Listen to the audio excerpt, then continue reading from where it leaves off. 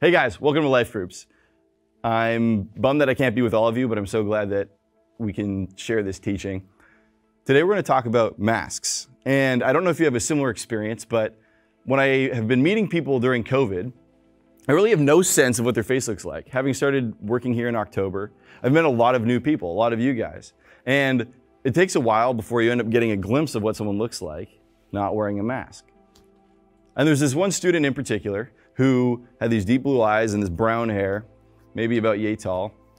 And I never saw him without his mask because he was super good about following the rules. So without even realizing it, my imagination started filling in these blanks of what his face looked like, his cheekbones, his jawline. And it wasn't even remotely accurate to what he looked like in person. 2 months into me knowing him, he finally takes his mask off, and I'm kind of blown away because I'm like, wait, I've created this image of what you look like in my head, but it's in no way accurate to this person I've been talking to this whole time. I think this thing's a little bit like what we see in this passage we're going to cover today, where Jesus is showing us stuff about who God is that isn't at all what we expected him to look like. And in fact, I hope that we see that he looks even better than we previously anticipated. The past few weeks on Wednesday nights, we've been going through a series called Really? And we've asked the question, does God exist? Does life have meaning? And did Jesus really rise from the dead? And I think there's really good reasons to believe that God is real, that he gives life meaning, and that Jesus rose from the dead. But that still leaves a lot of blanks in our understanding of who God is. God might be real, he might have created everything, but is he good? Is he loving? How does he respond to people in need? How does he respond to people who are using their power for their own selfish gain? What does he do to someone who's caught in sin? These are the things that we get to see more and more of through the life of Jesus.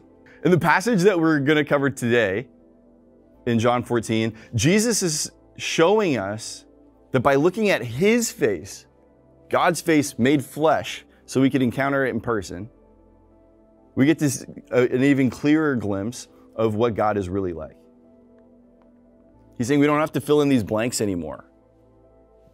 The masks come off and we can see him face to face for who he really is. If you've been following along in our Wasted Grave series, you know that Judas leaves Jesus and the disciples to go and plot with the Pharisees to kill him. And this scene we see comes right after that in John's gospel. Jesus is saying, I'm going to go and prepare a place for you with the Father. And then Thomas, one of the disciples, asks him, how do we know, if we do not know where you're going, how do we know the way? Jesus says, I am the way, the truth, and the life. No one comes to the Father except through me. If you know me, you will know my Father also. If you know me, you will know my Father also. From now on, you do know him and have seen him. This is a pretty radical claim, guys. He's saying, if you are looking at me, you have seen what God, the God of Israel, the God of Moses, the God of Noah, you have seen what this God looks like. If you're looking at my face, you are seeing God. We get the same invitation. We can look at the person of Jesus to make sense, to fill in the gaps in our understanding of God. Because he shows us the character of God. When he washes his disciples' feet, he says, this is how God serves people. When he catches a woman in adultery and says, neither do I condemn you, go and sin no more. That's how he responds to people in despair, caught in sin. He says, when you look at me, you see the Father. Jesus shows us what God is like. He then goes on. Philip says to him, Lord, show us the Father, and we will be satisfied. He doesn't get it. Philip doesn't get it. I can forgive him because I don't think I understand things a lot either. Jesus said to him, have I been with you all this time, Philip, and you don't know me? Whoever has seen me has seen the Father. How can you say, show us the Father? He's like, there's no one else to, he's like, no, but can you show us God too? He's like, there's no one else to show you. What do you want? What do you want to see? You've seen him, Philip. It's right here. Do you not believe that I am the Father and the Father is in me?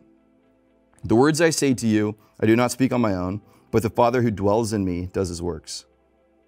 Believe me that I'm the Father and the Father is me, but if you don't, just on his word, then believe me because of the works themselves.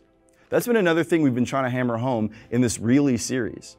We can look into the vast expanse of our world scientifically, and that knowledge can point us back to God. There's evidence there. We can delve into philosophy and into the roots of morality, the roots of meaning, and see maybe this makes better sense with God. We can look at history itself and the amount of eyewitness testimonies about the resurrection of Jesus, the fact that people gave their lives on a belief that he was truly the resurrected Son of God. We can look for evidence. You might even look into your own life. What's the evidence that God has made a difference within your own heart, within your own mind, the way you conduct your life with other people? When you see people who are godly, who do know Jesus intimately, does that point you back to think, maybe God is real? Maybe he's a little bit closer than I thought he was. He invites us to look at the evidence. For the disciples, it was the miracles that they saw right in front of their own eyes. But for us, the evidence is still all around us. And Jesus says, go explore it. I think it's going to point you back to me. And then Jesus says, truly I tell you, the one who believes in me will also do the works that I do. And in fact, will do greater works than these because I'm going to the Father. He's saying, you're going to do more amazing things than me, but also, if I had a little more time, I think I might have you beat. But I'll let you exceed me in this. I will do whatever you ask in my name, so that the Father may be glorified in the Son. If in my name you ask it for anything, I will do it. He says, look at me and see what God is like. Look at the evidence. Look at my life. Look at the world around you. See that what I'm saying is true. And then don't just stop with knowing it. Put it into action. Do the things that I've been doing. Feed the hungry. Reach out to the lost. Challenge corruption. And know that I am with you in all of it. Ask me for what you need, because I want to equip you guys to show the world what the face of God really looks like. Because see, that's the thing. I think as we know more and more what God looks like, we are better equipped to show his face to a world who needs him. I want to leave you with 3 questions. What's one aspect of God's character that you hold in your head, some sense of what his face might look like, that you don't actually think reflects him? Is he just an angry God who's always upset with you? Is he a God who doesn't care what you do at all because he loves you too much to tell you to stop doing something that is destructive for you? Is he a God completely distant, withdrawn, not connected to the world at all? What's an aspect of God's character that you don't think actually reflects who he is? The second question is, what's something you want to know more about God? Maybe you feel like, yeah, I get that part of my image of him, some of how I see his face is a bit cloudy, a bit shrouded, a bit masked. But this is something that I want to understand more. I don't get it, but I want to press into this question. And lastly, what's something that you've seen Jesus reveal about God that you want to reveal to other people? Because guys, I hope that as we see more and more what the beautiful face of God looks like, we would be able to show that face to the world around us. Have fun in your life groups.